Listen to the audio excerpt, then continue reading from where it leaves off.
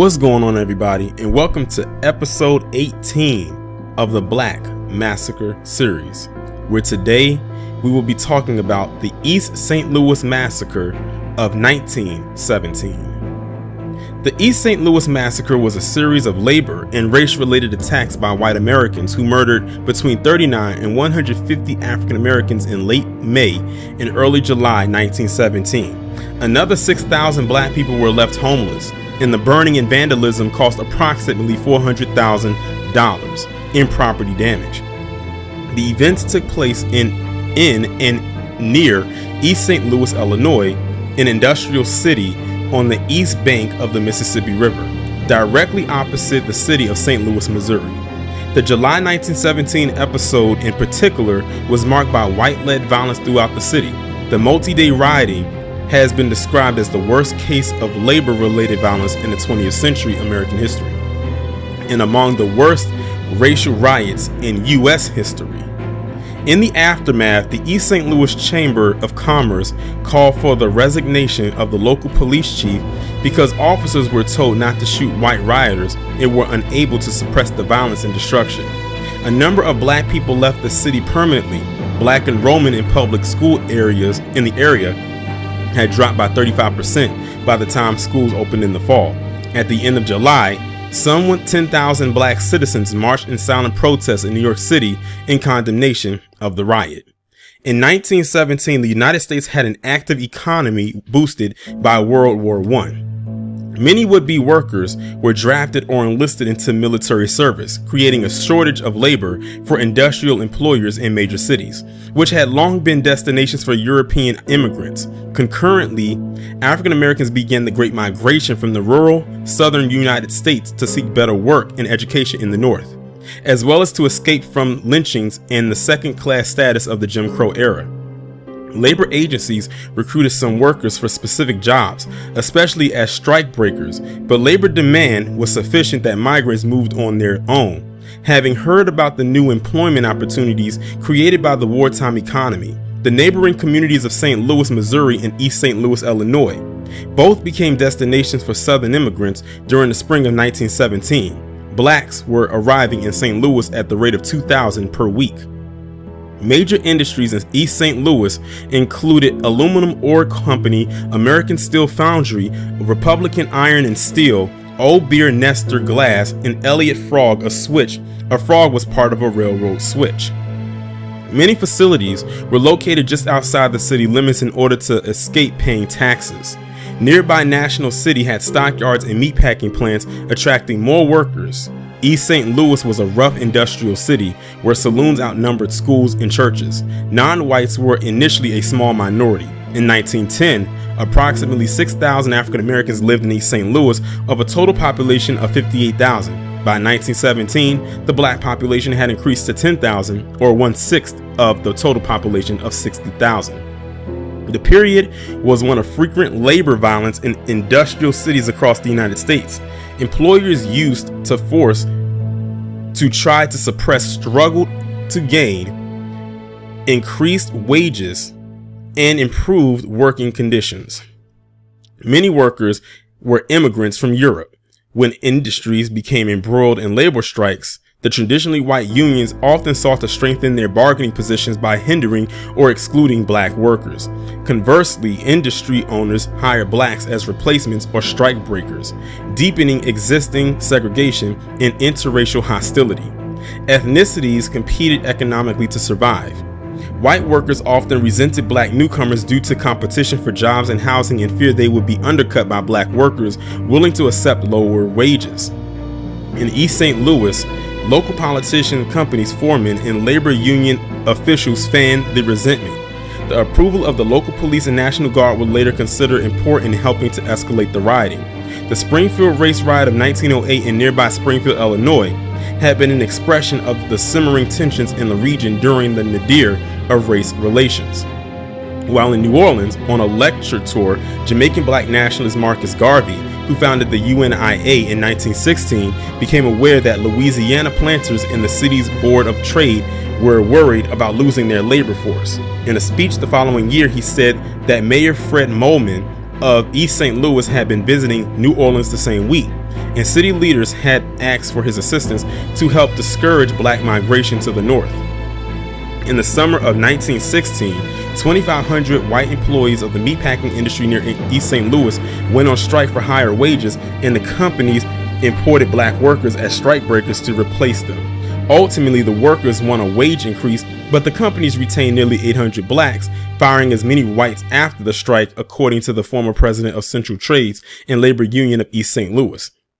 This increased the growing racial tension. In the spring of 1917, the mostly white workers of the aluminum ore company in East St. Louis voted to strike. The company recruited hundreds of black workers to replace them. Tensions between the groups escalated.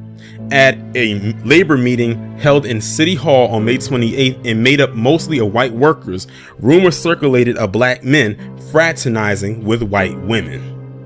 Following the May 28th meeting, some 1,000 to 3,000 white men marched into downtown East St. Louis and began attacking blacks on the street and in street cars and burning some buildings. Illinois Governor Frank Orrin Loudoun called in the National Guard to suppress the violence. Although rumors circulated that blacks were planning retaliatory attacks, conditions eased somewhat for a few weeks.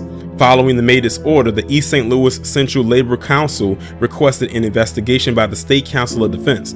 Its report said that Southern Negroes were misled by false advertisements and unscrupulous employment agents to come to East St. Louis in such numbers under false pretenses of secure jobs and decent living quarters.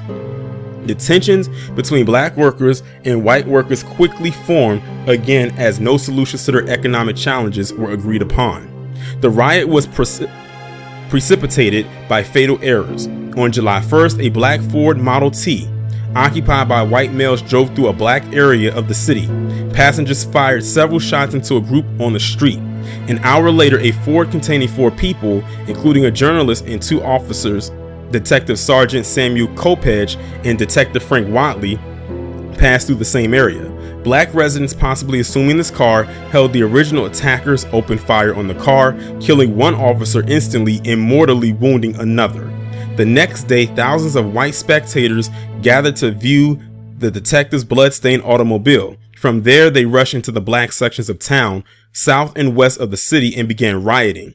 The mob beat and shot blacks on the street indiscriminately, including women and children. After cutting the water hoses on the fire department, white rioters burned entire sections of the city and shot black residents as they escaped the flames. Claiming that Southern Negroes deserved a genuine lynching, some whites hanged several blacks. The following day, on July 3, 1917, a reporter from the St. Louis Post-Dispatch wrote, "For an hour and a half last evening, I saw the massacre of helpless Negroes at Broadway and 4th Street in downtown East St. Louis, where black skin was a death warrant." According to the St. Louis Post-Dispatch, all the impartial witnesses agreed that the police were either indifferent or encouraged the barbarities, and that the major part of the National Guard was indifferent or inactive. No organized effort was made to protect the Negroes or disperse the murdering groups. The lack of frenzy and a large, infuriated mob made the task easy. 10 determined officers could have prevented most of the outrages. 100 men acting with authority and vigor might have prevented any outrage. Hundreds of blacks fled across the Eads Bridge over the Mississippi River to St. Louis to escape the violence, while 1,500 sought refuge in city buildings. St. Louis Institution worked to assist the refugees, including the St. Louis chapter of the Red Cross, the Provident Association, and the Jewish Education and Charitable Association, as well as related charities. The Red Cross Emergency Committee met daily with acting Mayor Allo, members of his administration, and representatives of the charities to discuss how to aid the refugees. Governor Loudoun ordered in the Illinois National Guard, who arrived on July 3rd. Numerous witnesses said that the Guard initially joined in the attacks on blacks rather than stopping the riot. More whites joined in. The New York Times reported that 10 or 15 young girls, about 18 years old, chased a Negro woman at the relay depot at about 5 o'clock. The girls were brandishing clubs and calling upon the men to kill the woman. Few photographs exist of the events, as rioters attacked photographers and destroyed their cameras, and city police harassed journalists. After the massacre, the St. Louis Argus said, "The entire country has been aroused to a sense of shame and pity by the magnitude of the national disgrace enacted by the bloodthirsty rioters in East St. Louis Monday, July 2nd. After the riot, varying estimates of the death toll circulated. The police chief estimated that 100 blacks had been killed. The renowned journalist Ida B. Wells reported in the Chicago Defender that 40 to 150 black people were killed during the July bloodshed. The National Association for the Advancement of Colored People, the NAACP, estimated deaths at 100 to 200. Some 6,000 black people were left homeless after their neighborhoods were burned. A congressional investigating committee, which met in the fall of that year, concluded that no precise death toll could be determined, but reported that at least 8 whites and 39 blacks had died. While the local coroner had documented 9 white deaths, the deaths of black victims were less clearly recorded. Activists who disputed the committee's conclusion about deaths argued that the true number of deaths would never be known because many black corpses were not recovered or did not pass through the hands of undertakers who reported to the coroner. The ferocious brutality of the attacks and the failure of authorities to protect civilian lives contributed to the radicalization of many blacks in St. Louis and the nation. Marcus Garvey, a black nationalist leader of the UNIA from Jamaica, declared in a July 8th speech that the riot proved that the United States claimed to be a dispenser of democracy, and his criticism of the Empire of Germany for human rights abuses in the Great War was hypocritical. Garvey called the violence one of the bloodiest outrages against mankind, and a wholesale massacre of our people, insisting that this is no time for fine words, but a time to lift one's voice against the savagery of a people who claim to be the dispensers of a democracy. In New York City on July 28th, 10,000 black people marched from 5th Avenue in a silent parade protesting the East St. Louis riot. They carried signs that highlighted protests about the riot. The march was organized by the NAACP, then based in New York, leader W.E.B. Du Bois, and groups in Harlem. Women and children were dressed in white, the men were dressed in black. The NAACP had arranged for journalists to photograph the destruction in East St. Louis left behind after the riot. Houses, stores, churches, and brick warehouses were all left in ruins. These photographs were published in the September 1917 issue of The Crisis, the organization magazine. On July 6, representatives of the East St. Louis Chamber of Commerce met with the mayor to demand the resignation of the police chief and night police chief or radical reform. They were outraged about the rioting and accused the mayor of having allowed a reign of lawlessness.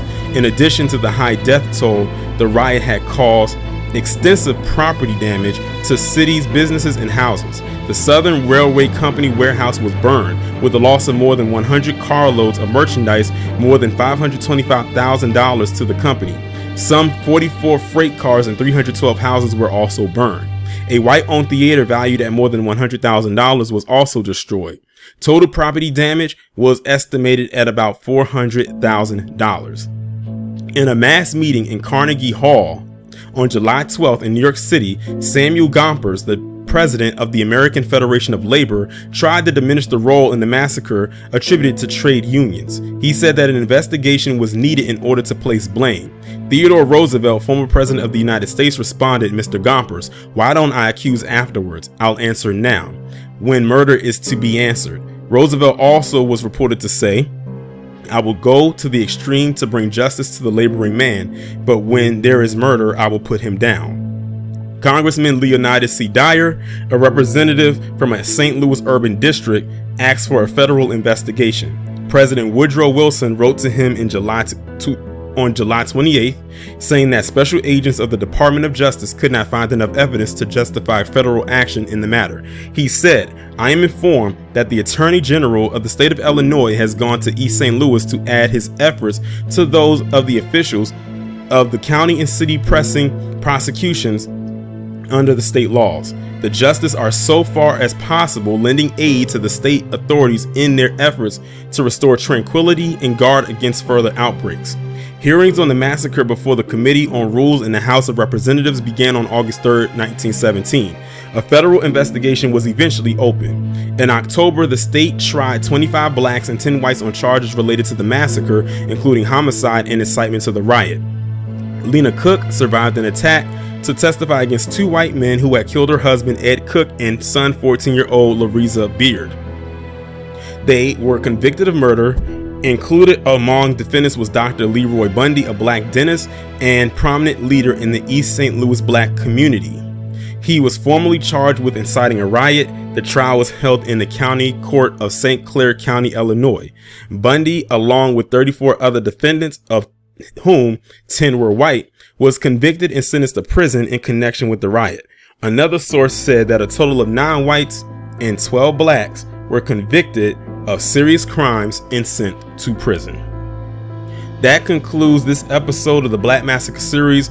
This is episode 18, the East St. Louis Massacre of 1917. Be sure to stay tuned when I come next week with episode 19 of the Black Massacre series. Make sure, if you have not already, to check the playlist, the Black Massacre series playlist, to get caught up on the episodes that you may have missed, or just get a refresher and a recap on the ones that have already been presented. Be safe and be one.